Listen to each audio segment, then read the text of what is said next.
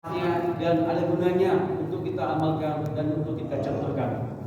Tak lupa selawat dan salam mari sama-sama kita sanjungkan kepada Nabi Muhammad SAW yang telah memberikan, yang telah membawa umatnya dari alam gelap ke waktunya. Yang saya hormati kepada Imam Desa, yang saya hormati Bapak Dusun, yang saya hormati Imam Dusun, dan yang saya hormati dan yang saya sayangi, saya banggakan jamaah yang hadir pada maghrib yang berbahagia ini. Baik, kita tidak lama-lama untuk mukadimah. Di sini saya Arifin yang bertugas sebagai MC pada sore hari ini di malam hari ini. Mari sama-sama kita dengarkan safari maghrib perdana di Sukarahmat pada maghrib hari ini. Mari kita dengarkan yang akan disampaikan oleh Al-Ustaz kita, Ustaz Abdul Wahab SPD. Kepada Al-Ustaz kami beri kesempatan untuk berdebat.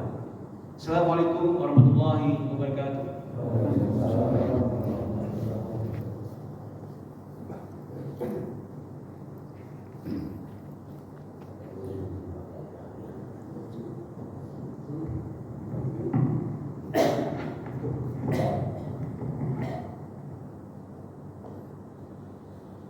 Assalamualaikum warahmatullahi wabarakatuh.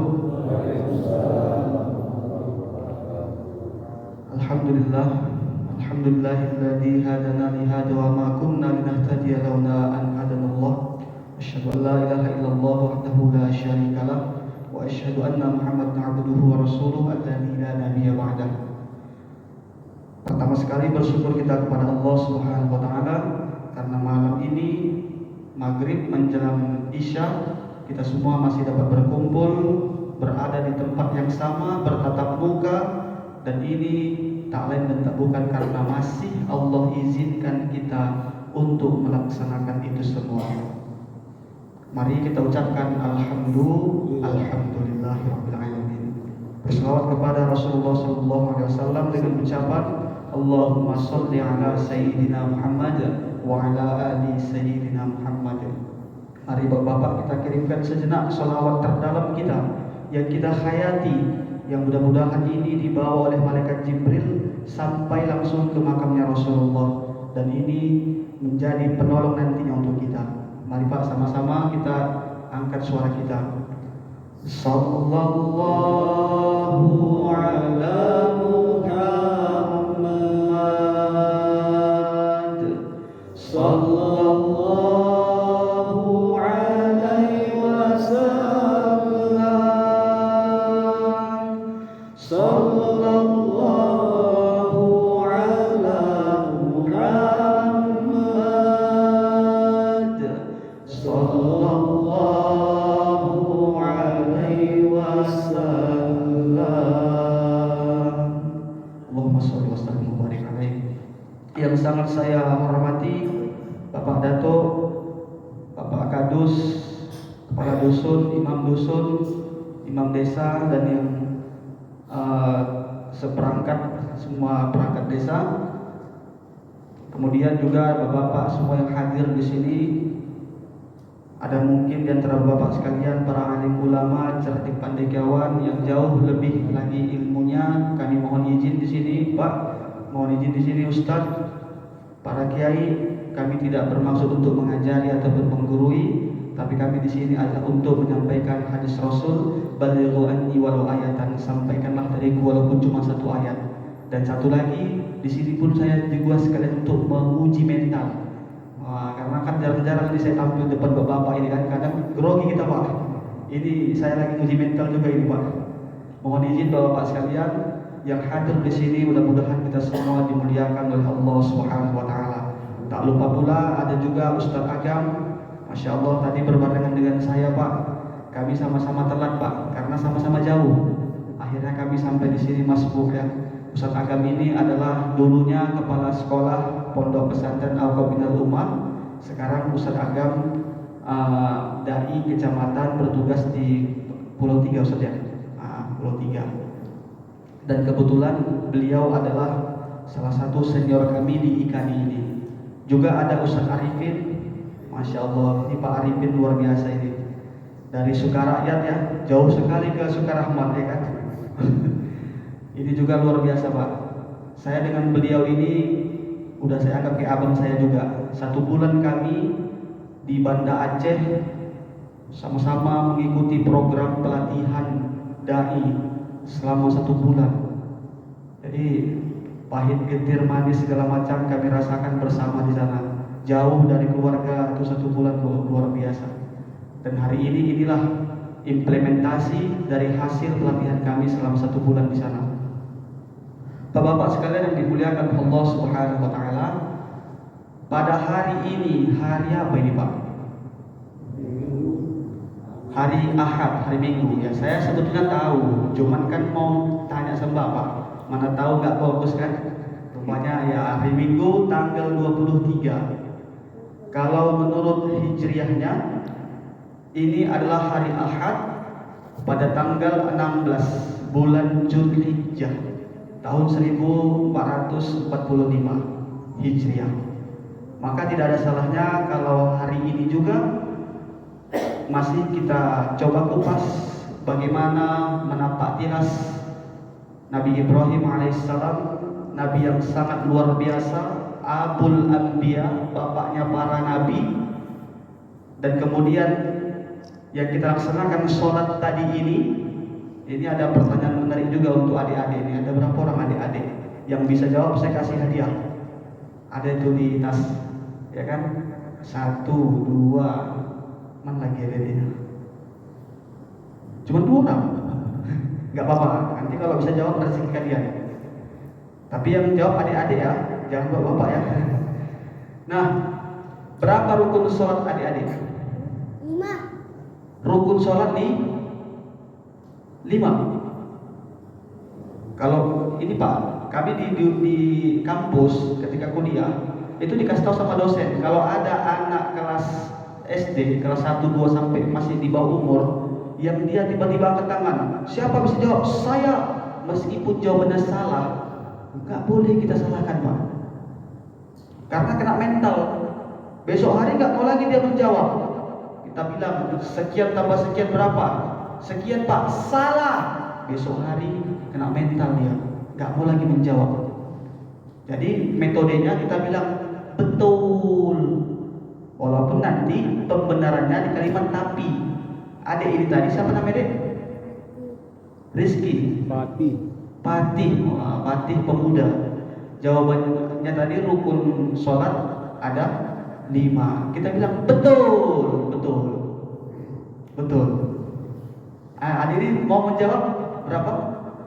Gak apa-apa, coba aja. Enggak, saya salahkan. Tenang aja. Wah, ini nanti saya kasih hadiah nih, udah berani menjawab. Nanti tinggal pilih ya, Patih.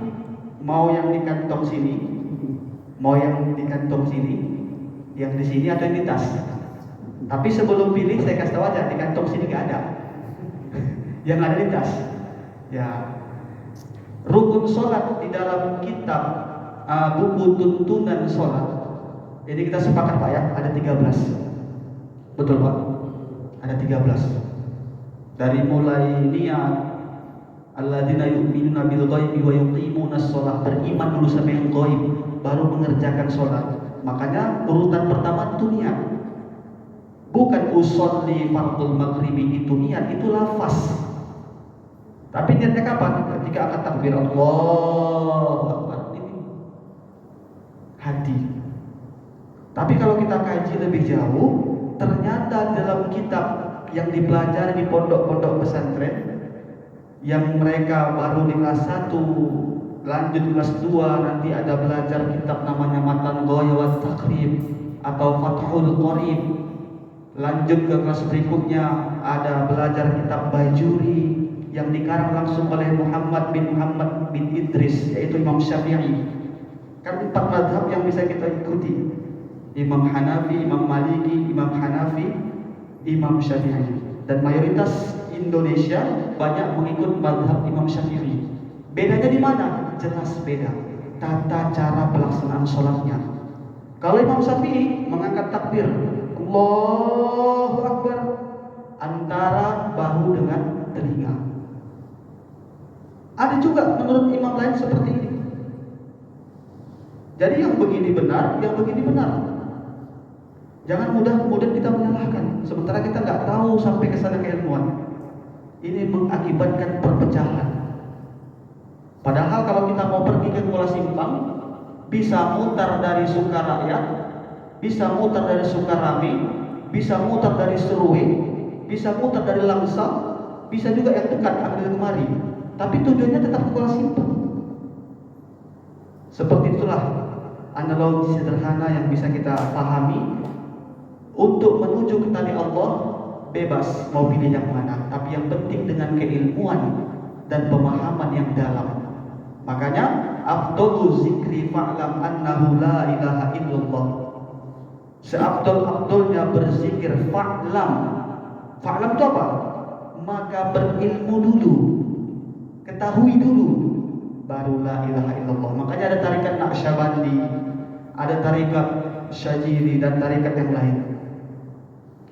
Nah, ternyata di dalam kitab Matan Ghayat Taqrib sampai dalam kitab Al-Bajuri yang dikarang langsung oleh Imam Asy-Syafi'i, rukun sholat ada 18.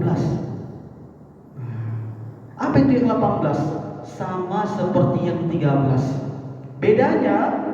Bedanya adalah kalau di rukun sholat yang 13 itu tidak dicantumkan tumakninah. Tapi kalau di rukun sholat yang 18 itu dihitung bersama dengan tumakninahnya. Dan itu terbagi menjadi 3. Ada rukun qauli, ada rukun fi'li, dan ada rukun qalbi. Tapi di antara sekian banyak itu ada satu rukun aja kalau tidak kita kerjakan gak sah sholat, batal sholat. Nah, apa itu? Ternyata itulah yang mau kita bahas pada malam ini. Namanya sholawat pada tahiyat akhir, sholawat Ibrahimiyah. Allahumma sholli ala Sayyidina Muhammad wa ala ali Sayyidina Muhammad kama shollaita ala Sayyidina Ibrahim wa ala ali Sayyidina Ibrahim. Ada apa? Kenapa kita mesti membaca itu sholawat? Ternyata Nabi Ibrahim telah membuktikan pengorbanan yang sangat luar biasa dulu. Sampai itu ujian sangat dahsyat, sampai malaikat-malaikatul jibal, Sayyidul Malaikah, malaikat Jibril dan malaikat yang ada di langit memantau itu kejadian takjub. Qad sadaqta ru'ya, kata malaikat Jibril. Ayatnya tercantum dalam surah As-Saffat ayat 102. A'udzu billahi minasy syaithanir rajim. Falamma balagha ma'ahu as-sa'ya qala inni ara fil manam anni adbahuka fanzur madza tara. Dijawab oleh Ismail, qala ya abati fa'al ma tu'mar satajiduni insyaallah minas sabirin. Falamma, tak kala umur Nabi Ismail telah sampai pada usia yang cukup, yang sanggup, artinya udah bisa dia membantu pekerjaan ayahnya, udah bisa dia ikut kerja, baik itu kerja cari uang ataupun membantu perjuangan dakwahnya. Kalau menurut ulama tafsir, ada yang mengatakan itu sekitar umur 12 sampai 11 tahun. Ada yang mengatakan 8 sampai 9 tahun. Tapi yang jelas itu anak tumbuh menjadi anak yang qurrat a'yun, indah dipandang di mata. Kenapa? Ismail terlahir sebagai anak yang soleh, patuh pada orang tuanya, sesuai dengan namanya, sami'a yasma'u. Ismail artinya adalah mendengar. Artinya dia patuh pada Allah, dia patuh pada orang tua, ia mendengarkan perintah Allah dan ia mendengarkan perintah orang tua. Dan ketika itu terjadi, disampaikanlah Nabi Ibrahim itu kepada anaknya tercinta. Padahal kita sama-sama tahu ini Pak, usia 70 tahun belum ada anak Ibrahim. Bahkan di umur yang ke-80 tahun anaknya pun belum ada. Makanya doa Nabi Ibrahim, Rabbi habli minas sholihin. Ya Allah, berikan hamba keturunan anak yang soleh, kata Nabi Ibrahim. Dan ini rutin sampai di umur yang ke-83, udah masuk usia senja, tak mungkin bisa ada anak. Ternyata di sini Allah jawab doanya. Nah, udah tumbuh dia di umur yang lagi lucu-lucunya, di situ Allah minta potong itu anak, sembelih itu anak. Tapi apa jawab Ismail ketika dia dengarkan perintah itu? Qala ya abati fa'al ma tu'mar satajiduni insyaallah minas sabirin. Wahai ayahku, laksanakanlah perintah Allah. Laksanakanlah apa yang disuruh oleh Allah itu kepadaku. Satajiduni, engkau akan mendapatiku insyaallah daripada orang-orang yang bersabar. Akhirnya dilakukan pemotongan sampai endingnya diganti Allah menjadi kibas. Ini kan cerita pengorbanan Nabi Ibrahim. Nah, kalau disuruh mengorbankan istri, orang bisa saja sanggup. Tapi kalau disuruh mengorbankan anak, banyak orang yang gak sanggup. Karena apa? Sayangnya kita sebagai bapak, ketika sudah punya anak, lebih sayang lagi sama anak ketimbang sama istri. Dan ini Allah uji Nabi Ibrahim. Tapi itu kisah yang besar. Ternyata ada kisah-kisah kecil yang menyertainya. Menurut tafsir Ibnu Katsir dijelaskan bahwa ketika hendak terjadi penyembelihan itu, apa kata Ismail? Ya abati, wahai ayahku. Pertama, kencangkan ikatanku. Jangan sampai karena tak kencang, karena kendor ikatanku, kemudian engkau hendak menyembelihku, aku lasa, aku banyak bergerak. Kemudian yang kedua, ya abati, tajamkan pisaumu. Jangan sampai tumpul dan kemudian menyiksaku, mempersulit dirimu. Dan yang terakhir, yang ketiga, ya abati, wahai ayahku, angkat kerah bajumu, singkap bajumu. Jangan sampai kemudian darahnya mengalir mengenai bajumu. Nanti ibu melihat itu, mama menengok itu, ia akan bersedih, terpikir, kepikiran, tak bisa makan, tak bisa tidur. Bayangkan betapa solehnya Ismail. Nah, apa kisah yang dapat kita petik? Tentu banyak sekali, Pak. Banyak sekali. Tapi yang pada malam ini ingin kami sampaikan, di antara sekian banyak natijah yang dapat kita ambil, yang kami ingin mengkhususkan kenapa Ismail bisa begitu patuh dan soleh. Kenapa dia bisa menjadi anak yang berbakti kepada orang tua dan patuh terhadap perintah Allah. Ternyata ini tak lepas daripada didikan orang tuanya. Rasulullah SAW perjelas hadisnya dengan sabdanya yang mulia, kullu mauludin yuladu 'alal fitrah fa abawaihi yahudiyan aw nasraniyan aw majusiyan. Setiap anak itu lahir dalam keadaan suci, bersih seperti kertas yang masih putih. Tapi balik ke orang tuanya, ini anak ingin dibentuk menjadi apa? Apakah anak ingin menjadi Yahudi, Nasrani atau Majusi? Artinya ini kembali kepada kita, pentingnya peran orang tua. Kami yang ngajar-ngajar di pesantren ini, Pak, mohon maaf Pak, kadang-kala kita melihat ada anak-anak itu nakal, bandal. Ya wajar, karena mungkin wali santri berpikir pesantren ini seperti rumah sakit. Siapa yang sakit? Masukkan ke rumah sakit. Tapi harus dipahami bahwa tidak semua yang masuk ke rumah sakit berhasil sembuh. Ada juga yang kemudian tambah sakitnya. Ada yang kemudian dia sembuh tapi masih kumat-kumat. Artinya tidak semua anak yang kita masukkan ke pondok pesantren itu jadi dia ustaz, jadi dia kiai, ngerti sholat, ngerti istiqomah, belum tentu. Tapi setidaknya itu bisa menjadi penghalang kita. Pertanggungjawaban nanti ketika ditanya Allah di akhirat, kita bisa jawab, badan ini semua, mata ini semua menjawab, ya Allah, setidaknya hamba sudah berusaha. Nah, itu pinoman. Sejauh apapun anak santri itu tadi, setelah dia tamat, bandal, nakal, suatu saat kalau dia mau taubat, pinoman minimal dia udah tahu jalan untuk pulang, Pak. Jadi nggak ada yang salah kalau kita mensekolahkan anak kita ke pesantren. Tapi teringat tadi anak yang nakal, anak yang bandal, Kalau kita lihat kenapa dia bisa nakal, ternyata setelah kita lakukan metode pendekatan, ternyata kita ketemukan bahwa itu anak pada dasarnya baik. Lantas kenapa dia nakal? Karena dia kurang kasih sayang dari orang tuanya. Makanya ketika nanti ada rapat dengan kami, wali guru, wali santri dengan para guru, itu selalu kami tekankan. Kalau anak mau jadi anak yang baik, anak yang soleh dan solehah, tak cukup hanya di kami saja, tapi butuh peran orang tua.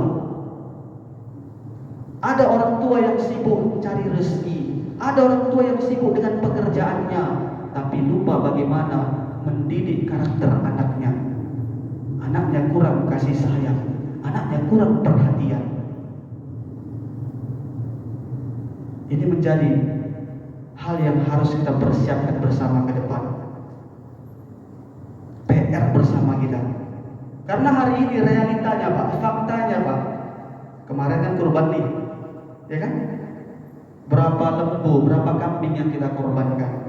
Dan saya yakin bapak-bapak yang berkurban hari ini semua lillah, karena Allah. Maka kemarin waktu pas Idul Adha disampaikan oleh khatibnya, mungkin setiap tetesan darahnya, bahkan bulunya bernilai pahala, betul gak? Tapi Pak, itu juga akan sampai ke orang tua bapak. Meskipun gak bapak niatkan, apalagi bapak niatkan, ini korban saya hadiahkan ke orang tua. Artinya kita di sini aman. Dulu orang tua semua mendidik kita, mengayomi kita, memperhatikan kita. Ini yang membuat kita hari ini jadi seperti ini. Kita hari ini masih mendoakan orang tua kita. Kita korbankan, kita niatkan juga ini sampai ke orang tua. Orang tua dalam kubur mendapat keringanan siksa, dipakaikan mahkota, diangkat derajatnya, karena kita anaknya mau berdoa pada orang tua kita. Tapi yang perlu kita risaukan hari ini Pak, apakah hari ini yang kita berikan akan diberikan juga oleh anak-anak kita? Hari ini kita mampu mendoakan orang tua kita, apakah keturunan kita, generasi kita ke depan akan juga mampu, mau? Jangan-jangan mereka tak pandai mensolatkan kita, jangan-jangan mereka tak pandai menggunting kain kafan untuk kita. Dari kecil kita ajar dia pakai baju sampai dia bisa pakai baju sendiri. Tapi yakin, tanya hati masing-masing, ketika kita mati, yang kita inginkan anak kita sendiri memakaikan baju terakhir untuk kita. Padahal dalam ilmu tajul maid itu sudah dibahas bagaimana cara menggunting kain kafan, apa yang perlu dibaca. Untuk mengantisipasi itu semua perlu adanya persiapan dan persiapan. Kalau hari ini kita belum mampu berkorban, kita bisa menabung untuk persiapan tahun depan. Kalau hari ini mungkin anak kita belum mampu menjadi anak yang soleh ataupun soleha, hari ini masih ada sisa waktu. Kita tak tahu kapan kita mati Pak. Keberanian tidak akan memperlambat ataupun mempercepat kematian. Ketakutan pun juga tidak dapat memperlambat kematian. Tapi setidaknya kita masih ada sisa waktu. Sisa waktu ini yang harus kita maksimalkan semaksimal mungkin, sehingga membuat sisa hidup kita lebih berkualitas. Ini saja yang mungkin dapat saya sampaikan, bukan untuk bermaksud untuk mengajari ataupun menggurui, tapi hanya sekedar menyampaikan hadis Rasul, balighu anni walau ayatan. Mohon maaf apabila ada kesalahan, maaf Pak. Alhamdulillah, ini udah buka pesantren-pesantren Pak. Yang dekat dengan kita ada Al-Qabinaul Ummah, yang agak jauh sedikit ada dayah perbatasan, tinggal pilih mau yang mana. Ada juga pesantren di Suhada, ada juga pesantren di Payatenggar, Ibdaul Islam, Tualang Ucuk Sabil Ulum. Kita tinggal pilih mau sekolahkan anak kita ke pesantren yang mana. Ini kebalik, karena kita suatu saat akan ditanya, kullukum ra'in kata Rasulullah, kullukum mas'ulun an ra'iyatihi. Setiap kita adalah pemimpin, dan setiap pemimpin itu nanti akan dimintai pertanggungjawabannya oleh Allah Subhanahu wa taala. Dan kita berdoa kepada Allah agar nantinya kita mati dalam keadaan husnul khatimah, Maka doanya adalah Allahumma ja'al akhir kalamina minad dunya biqauli la ilaha illallah. Ya Allah, jadikan akhir hayat kami, akhir hidup kami dapat mengucapkan kalimat tauhid la ilaha illallah Muhammadar Rasulullah, dan menyambung doa Nabi Ibrahim, Rabbi habli minas sholihin. Jadikan anak-anak kami, keturunan-keturunan kami menjadi anak yang soleh, yang mau mendoakan kita kelak. Amin amin ya rabbal alamin. Kami tutup dengan doa kafaratul majlis. Subhanakallahumma bihamdika asyhadu an la ilaha illa anta astaghfiruka wa atubu ilaik. Billahi taufiq wal hidayah wa ridha'i wal inayah ila liqa' ma'as salamah. Assalamualaikum warahmatullahi wabarakatuh.